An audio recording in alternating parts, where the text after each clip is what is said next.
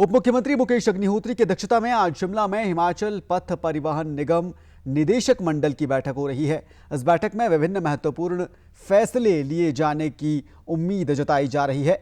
माना जा रहा है कि नई बसों की खरीद समेत परिवहन निगम चालक परिचालकों की वित्तीय देनदारियों पर भी कोई फैसला यहां लिया जा सकता है। इसके अलावा भी निगम के घाटे को कम करने के बारे में चर्चा इस बैठक में की जा सकती है। योगराज शर्मा हमारे साथ संवाददाता जुड़ रहे हैं तमाम जानकारी के साथ, तमाम अपडेट के साथ। योगराज, कितनी अहम ये बैठक मानी जा रही है, क्योंकि वित्तीय संकट को लेकर प्रदेश सरकार लगातार कटघरे में रहती है, विपक्ष के निशाने पर रहती है।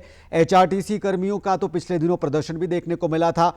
वित्तीय देनदारियां बहुत हैं जिनका भुगतान किया जाना है। इस बैठक में क्या कर्मचारियों या सेवानिवृत्त कर्मचारियों के हित में कोई फैसला लिया जा सकता है, और उसके अलावा वित्तीय प्रबंधन के अलावा क्या मुद्दे हैं एचआरटीसी के जिन पर इस बैठक में चर्चा की जा रही है या चर्चा किए जाने की संभावना है? जी हाँ, बिल्कुल। हाँ, क्योंकि सुबह से ये बैठक चल रही है और काफी महत्वपूर्ण बैठक है, क्योंकि जिस तरह से कल एचआरटीसी का जो चालक परिचालक संघ है, उन्होंने साफ तौर पर 15 दिन का अल्टीमेटम यहाँ पर दिया था। वित्तीय देनदारियां क्योंकि पिछले लंबे अरसे से जो है वो पेंडिंग पड़ी हुई है, 2 साल से भी अधिक का समय हो गया है।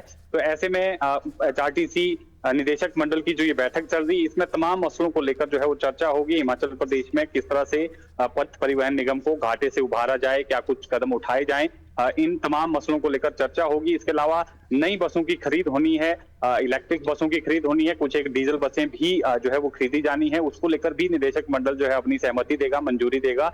इसके अलावा कुछ एक जो खाली पद चल रहे हैं, चाहे चालक परिचालक के हों या विभागीय स्तर पर दूसरे जो पद हैं, उसको लेकर इस निदेशक मंडल की बैठक में चर्चा होनी है। कितने जो है वो पद इसमें स्वीकृत हो पाते हैं, कितनी जो है वो सिफारिश सरकार को निदेशक मंडल करता है, वो तमाम मसले जो है इसमें चर्चा में लाए जाएंगे। इसके अलावा एचआरटीसी क्योंकि लंबे अरसे से घाटे पर चल रहा है, हालांकि सेवा के लिए जो है वो एचआरटीसी को हिमाचल प्रदेश में शुरू किया गया है।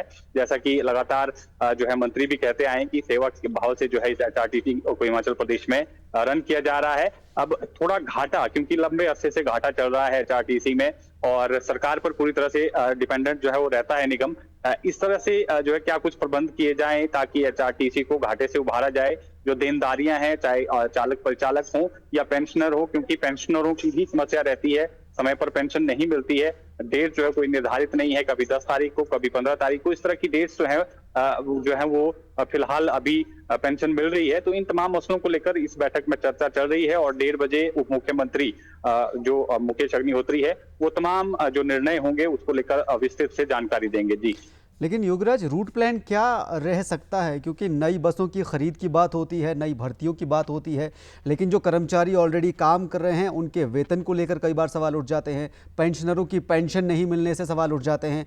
तो ये रूट प्लान क्या रहने वाला है एचआरटीसी का? सेवा भाव की अगर बात की जाती है तो क्या ये सेवा भाव की वजह से जो कर्मचारी हैं उनको वेतन मिलने में जो देरी होती है या पेंशनरों को पेंशन मिलने में देरी होती है, क्या उसे जस्टिफाई किया जा सकता है? सरकार के पास इसका क्या जवाब है?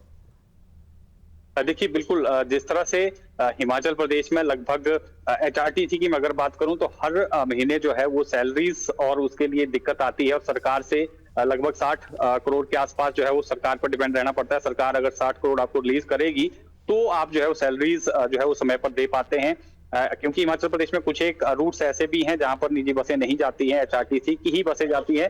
हालांकि वहां सवारियां नहीं है, 2 या 4 या 10 इससे ज्यादा सवारियां नहीं मिल पाती हैं। तो इन रूट्स को लेकर भी प्लान किया जा रहा है। हालांकि कुछ रूट जो है बंद भी किए गए हैं और जो छोटी मिनी बस आप कह सकते हैं या टेम्पो ट्रेवलर जो हिमाचल प्रदेश के शहरी इलाकों में चलती है, शिमला की मैं अगर बात करूं, वहां पर चलती है। इस तरह की प्लानिंग जो है वो की जा रही है ताकि बड़ी बसों को जो है इन रूट्स पर ना भेजा जाए, छोटी गाड़ियां भेजी जाएं ताकि डीजल पर जो है वो कम खर्च हो और इलेक्ट्रिक जो गाड़ियां हैं उसकी तरफ ज्यादातर फोकस किया जा रहा है, क्योंकि डीजल की खपत उसमें नहीं होती है, चार्जिंग का ही आपको खर्चा करना पड़ता है, लेकिन खरीदने के लिए इस तरह की गाड़ियों की कॉस्ट जो है वो ज्यादा है। तो ऐसे में कोशिश की जा रही है कि धीरे धीरे इलेक्ट्रिक गाड़ियों का जो है हिमाचल प्रदेश में चलन शुरू किया जाए। हालांकि कुछ गाड़ियां खरीदी गई हैं, ज्यादा से ज्यादा जो है कोशिश है ताकि पर्यावरण को भी कोई नुकसान ना हो और खर्चे को भी कम किया जाए। इस तरह के प्रयास किए जा रहे हैं, लेकिन कितना फलीभूत हो पाते हैं ये भविष्य के गर्भ में है। देखना होता है कि आज क्या कुछ इस बैठक में निर्णय लिए जाएंगे। ठीक है, तो बैठक से क्या कुछ निकलेगा इस पर नजर सबकी बनी हुई है। बहुत बहुत शुक्रिया योगराज आपका इस